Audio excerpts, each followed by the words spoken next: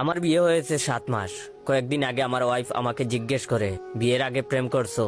আমি না বললে ও বলে, বলো সমস্যা নাই, এক বয়সে পুলাপান প্রেম করেই, বলো সমস্যা নাই, তুমি কি কোনোদিন কারো প্রেমে পড়ো নাই? তখন আমি সরল মনে আমার স্কুল জীবনের থাকা প্রেমিকার নাম বলি। ওর নাম জান্নাত। কিভাবে প্রেমে পড়েছি, কয়দিন ছিল সব বলি, এবং এসএসসি এক্সামের পর ওর বিয়ে হয়ে যায়। ওই দিন রাত থেকেই শুরু হয় আমার উপর কথা শোনানো। ও রাতে ঘুম ভেঙে দেখে আমি মুভি দেখতেছি। তারপর ও বলল, জান্নাতের সাথে কথা বলো। সকালে ঘুম থেকে উঠলাম। আইসা বলে, এত দেরিতে ঘুম থেকে উঠছো, সারা রাত জান্নাতকে স্বপ্নে দেখছো? এখন আমি যাই বলি, যাই করি, আমাকে সারাদিন জান্নাত জান্নাত করে। গতকাল আমাকে বাসায় আসার সময় চা পাতা আনতে বলেছে, আমি ভুলে গেছি। আসার পর বলে, জান্নাতের কথা ভাবতে ভাবতে ভুলে গেছো? কিছুক্ষণ আগে আমি বারান্দায় বসে আছি। আইসা বলে, তোমার কি মন খারাপ? জান্নাতের কথা কি খুব মনে পড়তেছে?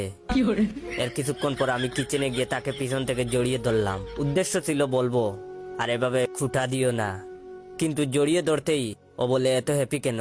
জান্নাতের কথা ভাবতেছো নাকি?